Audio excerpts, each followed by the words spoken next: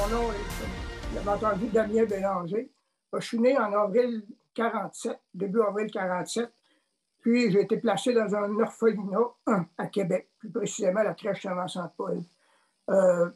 Cet établissement-là fonctionnait pendant 71 ans, de 1901 jusqu'à sa fermeture en 72. Et à l'âge de 3 mois, j'ai été adopté par une famille de Saint-Côme en Beauce. Une famille de cultivateurs très modeste. Il y a 3 enfants, un frère, 2 sœurs. Une famille catholique très pratiquante. Mon père était un fervent catholique pratiquant, proche du clergé, pas une pratique aveugle, c'est un homme réfléchi, mon père adoptif. Alors, je garde d'excellents souvenirs de mon enfance sur la ferme. Une superbe belle vie, on était pauvres, mais riches d'affection et d'amour dans cette famille-là. On manquait de rien côté nourriture, forcément, on était chez la ferme, côté vie de famille. Et l'été, bon, forcément, on était impliqué sur la ferme. Ma vie, je n'allais pas me. C'était chez la ferme, à aider mes parents. Et ça, c'est d'excellents souvenirs de ça. Et dans la famille, il n'y a jamais eu de distinction entre les 3 enfants légitimes et moi-même. J'étais leur fils à part entière. Je dirais que j'ai gagné le gros lot. J'ai été choisi parmi 700 enfants. Et choisi par une famille exemplaire. Il y avait 700 enfants à crèche Saint-Vincent-de-Paul à Québec à ce moment-là. Et ma mère me disait, quand elle est arrivée, quand elle m'a vu, elle a dit, c'est lui. Eux autres, ils ont dit, non, il faut que vous fassiez le tour pour visiter les autres. Elle est revenue au point de départ. Pour ça, j'ai gagné le tri. Et mon père adoptif, c'était un homme, je vous disais, de principe, un homme intègre, avec des principes profonds. Et ça, c'est un superbe héritage qu'il m'a laissé. Côté religieux, on était assez bien encadrés, influencés par... Il y avait 3 sœurs de mon père qui étaient dans une communauté religieuse, un de ses frères qui était missionnaire au Blas, au Cameroun, en Afrique, puis une sœur de ma mère qui était servante dans un presbytère. Elle était à Saint-Lamiel-de-Bellechasse, entre autres, pendant plusieurs années. Et forcément, le curé avec qui elle travaillait, ou qui œuvrait dans cette église-là, venait souvent chez nous. Alors, côté religieux, on était assez bien encadrés. Et mon père a dû vendre la ferme pour des raisons de santé lorsque j'avais 14 ans. Puis là, on est déménagé au village de Saint-Côme, où là, j'ai pu, au niveau sportif, parce qu'on restait, nous autres, à une dizaine de kilomètres du village, sur la ferme. Alors, mais quand j'arrive au village, au niveau sportif, je pouvais m'impliquer dans les ligues de softball, de hockey. Le vélo occupait une très grande place dans mes loisirs. J'en faisais énormément. Et vers l'âge de 16-17 ans, au niveau pratique religieuse, j'ai commencé à délaisser la pratique religieuse. J'étais lassé, j'étais tanné. Ça m'agaçait de voir les changements dans les pratiques de l'Église. Je vais vous en citer 2 qui peuvent peut-être pour certains paraître banales. Pour moi, ça avait une importance. Quand j'étais jeune, lorsqu'on allait communier, il ne fallait pas toucher l'hostie avec nos mains, ni avec nos dents. Et ça, moi, là, ça me hantait quasiment. Lorsqu'on allait communier, c'est comme si toucher l'hostie, toucher avec les dents, là, en tout cas, il arrivait quelque chose. On avait peur de ça. On avait dit qu'il ne fallait pas faire ça. Bon, mais puis, tout ça a changé. Puis, à un moment donné, il n'y avait plus aujourd'hui, on le voit, la communion est donnée directement dans les mains. Et moi, mon questionnement, c'était pourquoi on nous a imposé cette pression-là, cette peur inutile pendant des années. Dans ma tête, ça disait, Dieu a changé. Une autre chose qui m'agaçait également, c'est qu'on a imposé à mes parents qui travaillaient durement à la ferme, dans le temps, il fallait qu'ils s'abstiennent de manger depuis minuit la veille pour pouvoir aller communier le lendemain. Et ça pendant des années. Puis alors qu'à mon époque, je pouvais le faire sans aucune restriction. Je me disais, pourquoi on impose ça à mes parents? Ces contraintes-là pendant des années. Dieu avait changé. Alors, j'ai cessé d'aller à l'église en m'assurant que mes parents, que je respectais énormément, ne le sachent pas, au début, en tout cas. Et bon, la vie s'est continuée dans la Beauce. Et la fin de mes études, j'avais étudié à l'École technique de Saint-Georges-de-Beauce. J'ai quitté la Beauce pour travailler à Sept-Îles sur la Côte-Nord. J'ai été là pendant 50 ans, Sept-Îles. En 1967, j'ai décroché un emploi stable pour une compagnie minière locale, la compagnie Aéronor. Et je me suis marié l'année suivante à l'âge de 21 ans. Puis, un jour que j'étais en visite en Beauce, chez mes parents, mon père m'avait demandé où j'en étais rendu, il m'a employé son expression, avec la religion.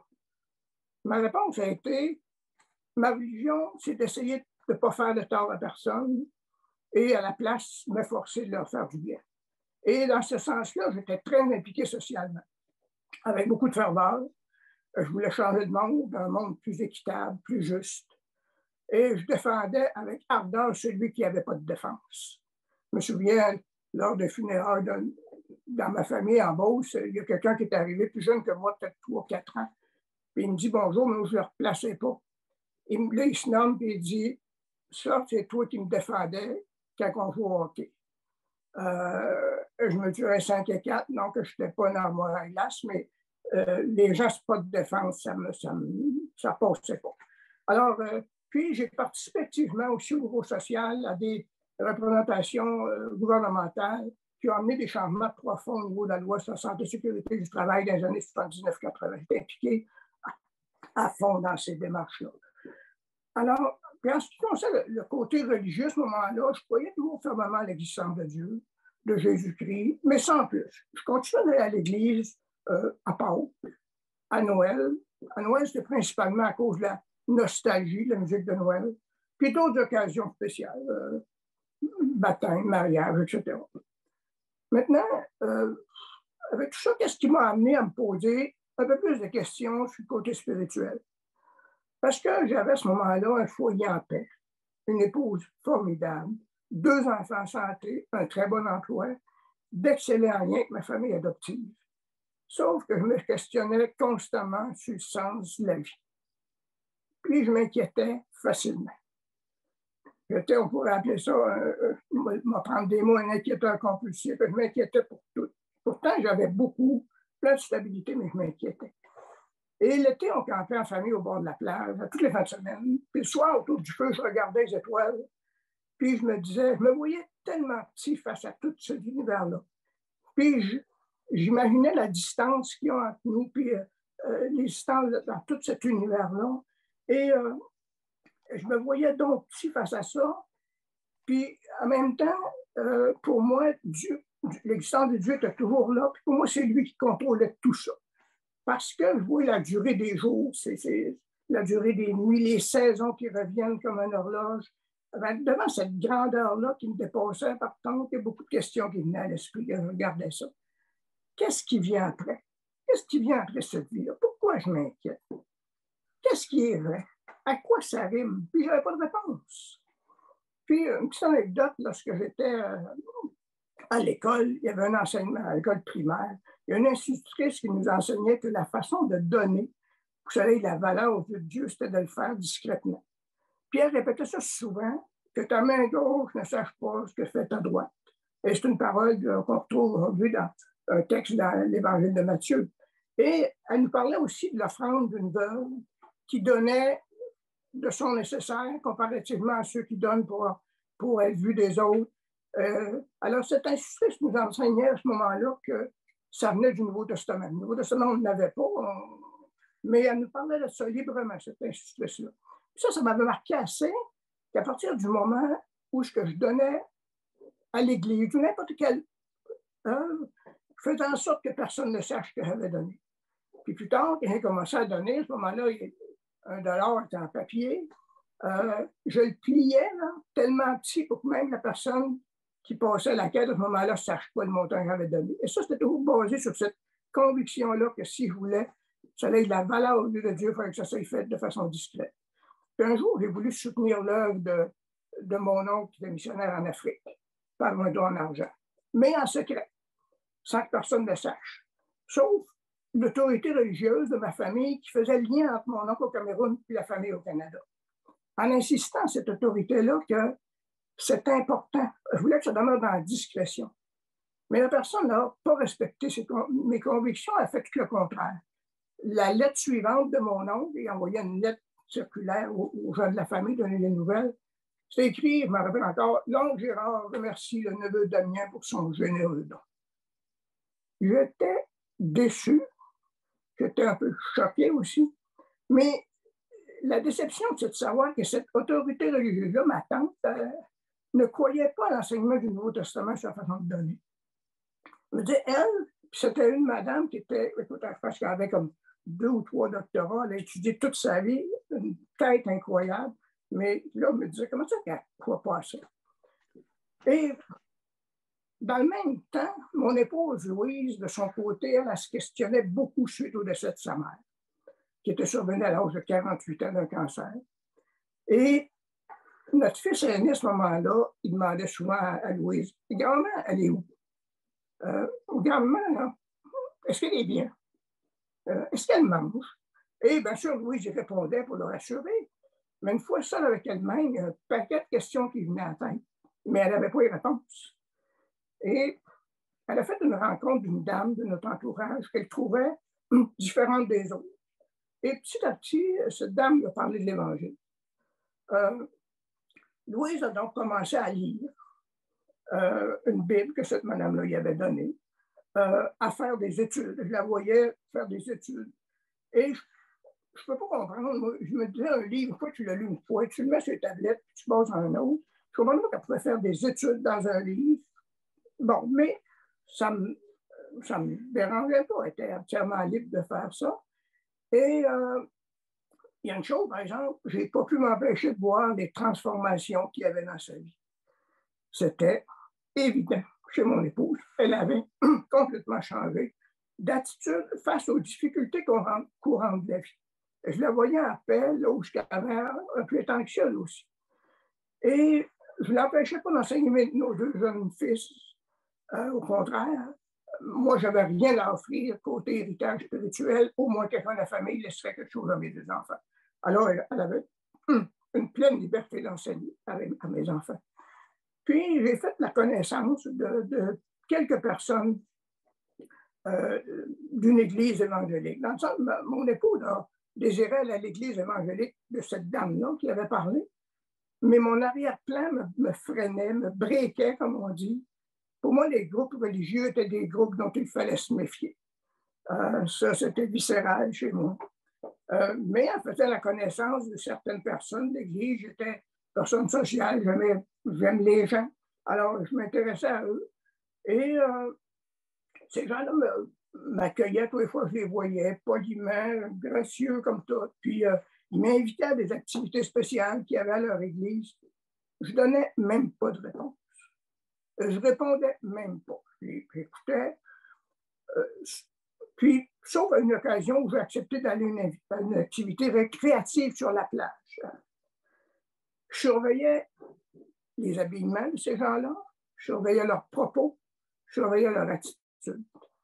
J'ai toujours été une personne très difficile à être impressionnée par les paroles. Je regarde tout ce qui se passe réellement dans la vraie vie, comme on dit. L'expression québécoise qui dit que les bottines suivent les babines, ça faisait partie de cette base-là que je me disais, je ne vais pas écouter les gens parler, mais je vais regarder ce qu'ils font après, est-ce que ça arrive. Puis il y a une chose qui m'agaçait. À chaque fois que je rencontrais une de ces personnes-là de l'Église, ils m'accueillaient comme si j'avais accepté toutes leurs invitations. Et je voyais que ce n'était pas du théâtre. Il était vrai. Comment est-ce qu'ils pouvaient faire? Moi, je ne comprenais pas ça. Parce que moi, quelqu'un qui m'avait même pas répondu, à un moment donné, j'avais posé un autre appel. Mais eux, non. Puis je voyais qu'il y avait un intérêt.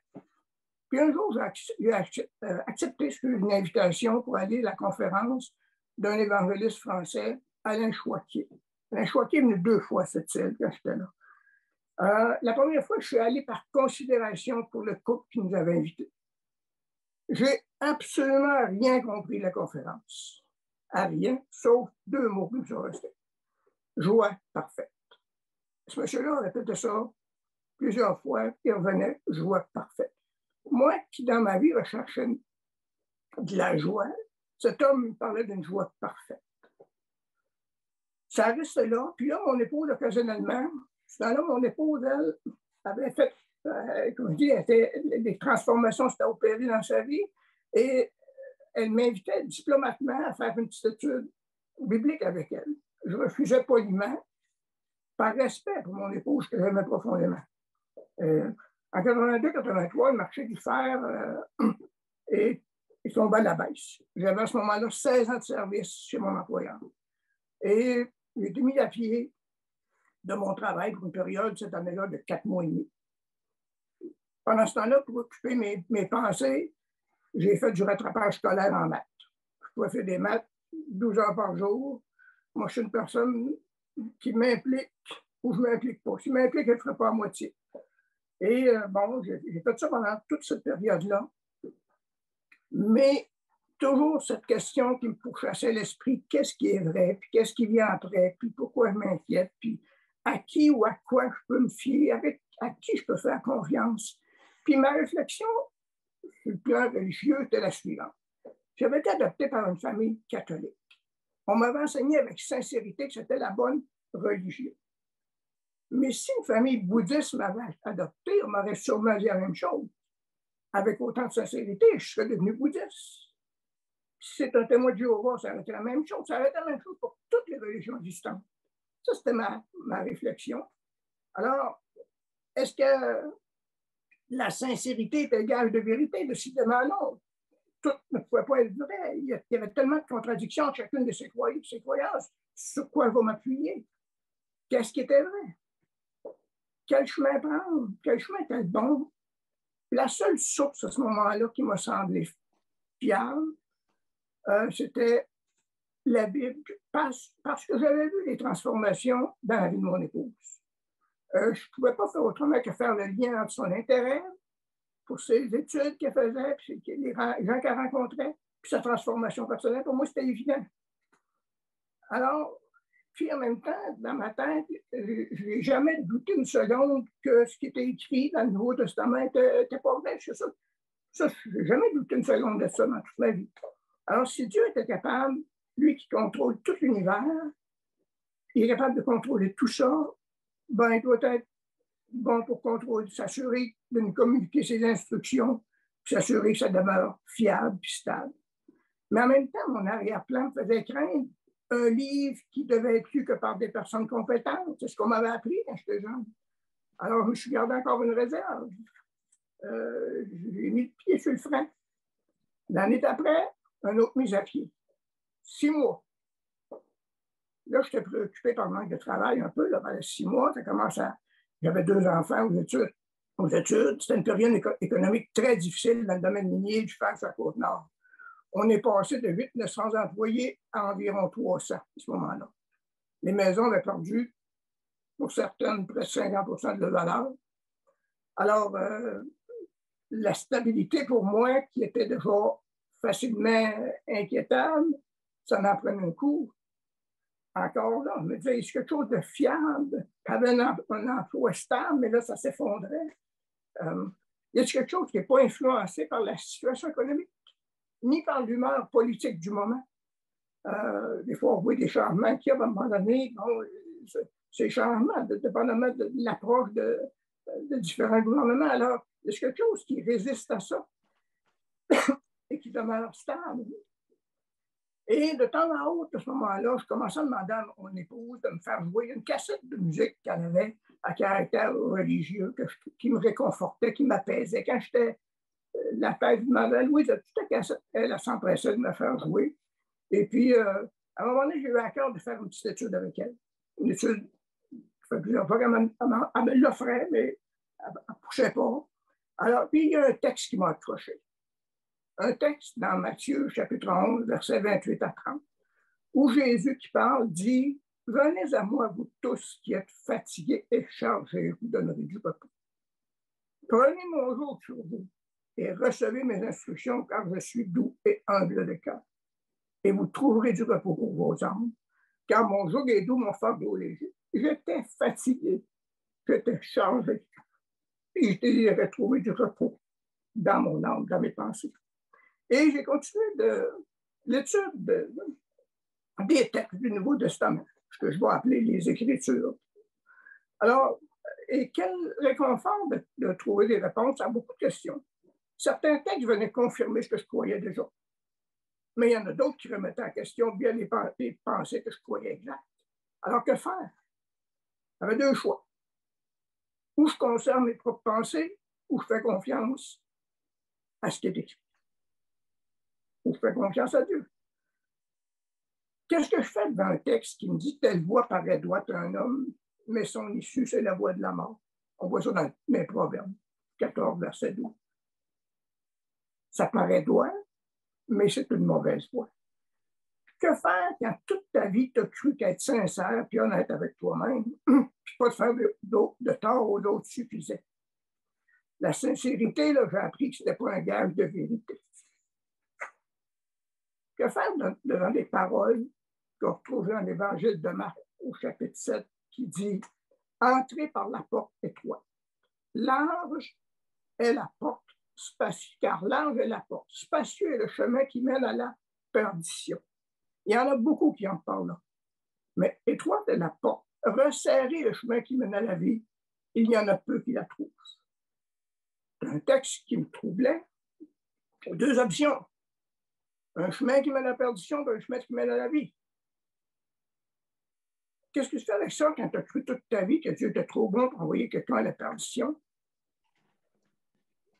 Qu'est-ce que tu fais devant des textes qu'on voit dans l'Évangile de Luc, chapitre 13, qui dit « Si vous vous repentez, vous périrez tous également. » Et encore devant un autre texte de l'Évangile de Marc qui dit « Repentez-vous et croyez à la bonne nouvelle. » Moi, j'avais très souvent entendu cette expression-là, la bonne nouvelle. Mais on ne m'avait jamais parlé d'une mauvaise nouvelle. Il fait certainement en avoir une. Sinon, la bonne nouvelle ne fait pas de sens. Quelle était donc une mauvaise nouvelle? Moi, si vous me dites, regarde, une bonne nouvelle, tu as fait le cancer, je me dis, pas une bonne nouvelle, je ne l'ai pas. Alors, c'est la même chose. S'il y a une bonne nouvelle, ce n'est pas la mauvaise. Et j'avais jamais entendu ça. Sauf qu'en lisant justement ces textes-là, cette mauvaise nouvelle me saute aux yeux. Il y a un chemin qui mène à la perdition éternelle. Cette voie est large. Tout le contraire de ce qu'avait entendu toute ma vie. Large est la porte. Spacieux est le chemin qui mène à la perdition. Il y en a beaucoup qui en parlent. Et moi, j'ai reconnu que j'étais sur cette voie large. À cause de ma nature. Pécheresse à cause de mes péchés. Il est écrit un texte dans l'Épître aux Éphésiens, chapitre 3, verset 2. Nous étions par nature des enfants de colère. Par nature. C'est notre nature. Je n'avais aucun effort à faire pour faire le mal. Et j'avais aucun effort à faire pour avoir des pensées que j'aurais eu honte de dire tout. On n'apprend pas à nos jeunes enfants la désobéissance. Pourtant, ils sont bien capables de le faire dès leur tout jeune âge. Pourquoi? Il y a une raison. C'est à cause de cette nature. Ce texte-là me sautait au cul. Alors, je devais premièrement reconnaître que j'étais sur cette voie large qui mène à la perdition, à cause de ma nature pécheresse, à cause de mes péchés. Et puis, si Dieu était juste, il devait me donner ce que je méritais. Dans, l'Épître aux Romains, chapitre 6, verset 23, ça dit que le salaire du péché, c'est la mort. La conséquence, c'est ça, c'est la mort. On va dire, vous étiez mort par vos offenses et par vos péchés. Vous étiez mort. On ne parle pas de la mort physique, on parle de la mort spirituelle. Mais la bonne nouvelle, Romains 5, verset 8, mais Dieu prouve son amour envers nous, parce que lorsque nous étions encore des pécheurs, Christ est mort pour nous. J'avais entendu ça toute ma vie, Christ était mort pour mes péchés, mais ça ne prenait pas. C'était comme de l'abstrait. C'était là, mais comment je le mets dans la vraie vie, comment ça se passe? Un autre texte qui me faisait aussi qui questionner dans Jean chapitre 1, verset 12, il dit à tous ceux qui l'ont reçu, à ceux qui croient en son nom, au nom de Jésus, il dit elle a donné le pouvoir de devenir enfant de Dieu. Devenir enfant de Dieu. Alors, si on devient enfant de Dieu, ça veut dire qu'on ne l'était pas. Moi, je ne veux pas devenir humain demain matin. Je suis déjà. Il y a ce texte-là, devenir enfant de Dieu. Alors, je devais reconnaître que par moi-même, par mes propres efforts, je ne pouvais rien faire pour enlever ce châtiment qui était mérité. Sinon, la mort de Jésus-Christ à la croix n'aurait aucun sens. Pourquoi quelqu'un aurait payé pour moi si je peux le faire par moi-même? Pourquoi? Et d'autres textes qui disent, vous étiez étrangers, ennemis par vos pensées, par vos mauvaises œuvres. Il vous a maintenant réconcilié par sa mort. Je peux maintenant être certain que j'étais à présent réconcilié avec Dieu. Non pas par mes mérites, mais en croyant ce que Jésus avait accompli par son sacrifice sur la croix, en décidant de payer la dette à ma place. Et des textes sont tellement des ancres, des phares. J'ai dit dans Jean 3, verset 36, celui qui croit au Fils a la vie éternelle, celui qui ne croit pas ne verra point la vie, mais la colère de Dieu demeure sur lui. Encore deux choix. Je n'ai jamais trouvé d'échappatoire. J'ai trouvé deux choix. Un chemin qui mène à la perdition, l'autre qui mène à la mort. Celui-là qui dit, tu vas avoir la vie, l'autre, tu ne la verras pas. Alors, pour moi, quel réconfort et quel poids enlever de me savoir réconcilier avec Dieu. Et de savoir que cette réconciliation, elle est assurée, elle est scellée. La situation économique ne va pas changer ça. Là. Elle est scellée par les paroles de Jésus dans l'Évangile de Jean, quand il nous dit au chapitre 10, verset 28, « Je leur donne la vie éternelle, elle ne périra jamais, et personne ne la verra de ma main. » Ça, c'est un ancre assez solide. Assez solide. Et je me souviens d'un soir, je travaillais sur les chiffres en compagnie, à ce moment-là, sur les postes de travail. J'opérais un équipement qui sert à charger les bateaux de minerais. Puis entre deux bateaux, il y a toujours un délai, plus ou moins long, dépendamment de la grosseur des bateaux qui accostent. Et je lisais les textes que je viens de vous citer, je repassais ça dans ma tête, je réfléchissais. Puis il y a une paix profonde qui m'a envahi. Je me rappelle d'être sorti sur la passerelle dehors. Et j'aurais voulu crier au monde entier, tellement mes épaules étaient libérées d'un poids que je traînais depuis des années. Il n'y a pas eu de feu d'artifice, pas une manifestation spéciale, mais une paix intérieure totale. Totale. Il y a un texte dans Jean chapitre 14, verset 27 qui dit, c'est Jésus qui parle, « Je vous laisse la paix, je vous donne ma paix. Je ne vous donne pas comme le monde donne, que votre cœur ne se trouble point et ne s'alarme point. » Et est-ce que ça veut dire, il y a d'autres textes qui disent, lorsqu'on met notre appui, notre confiance dans ça, on va trouver dans notre cœur des chemins tout tracés. Est-ce que ça veut dire qu'il n'y a plus de difficultés? Pas du tout. Mais on peut compter sur une promesse. Ça aussi, c'était... moi, j'étais une personne rationnelle qui... là, ça y a une suite logique. L'écriture, c'est pas mystique, c'est logique. Alors, il y a un texte qui dit, il n'y a aucune tentation, aucune épreuve qui vous est arrivée qui n'a été humaine. Puis ça dit, Dieu qui est fidèle ne va pas permettre qu'on soit tenté au-delà de nos forces. Mais avec la tentation, on va préparer le moyen d'en sortir pour qu'on puisse la supporter. En 2013, mon épouse est décédée d'un cancer après tout près de 45 ans de mariage. Et je peux vous dire, pas 45 ans de chicane, 45 ans de belle vie. Et j'ai vécu par la suite une longue période très difficile où tout a basculé pendant quelques années. Mais pendant cette période, moi, j'avais perdu tous mes repères. J'avais tout perdu mes repères. Je peux vous dire que quand j'ai vendu ma maison, c'est pour moi que c'est une seule des boîtes. C'est des gens qui l'ont fait pour moi. Je suis arrivé à Québec, c'est des gens de l'Église qui ont rentré mon stock. Je n'ai pas touché une boîte, je suis incapable. Mais pendant cette période-là, bien sûr que ça vient chercher des émotions, pendant cette période-là, Dieu a pris soin de moi par des personnes qui m'ont encouragé, qui m'ont soutenu, sans me bousculer. Et graduellement, j'ai refait surface. Dieu m'a relevé à travers ça. Et aujourd'hui, je peux vous l'exprimer publiquement puis librement. La promesse est certaine. Le moyen d'en sortir est assuré. La durée qui n'est pas mentionnée, ça dure plus ou moins là. Mais je peux compter sur la fidélité sans faille, entièrement dépendante de toute situation économique ou politique. Et j'aimerais vous laisser avec une promesse tirée du livre des Psaumes qui dit « La loi de l'Éternel, la loi européenne, ses préceptes, ses enseignements est parfaite, elle restaure l'âme.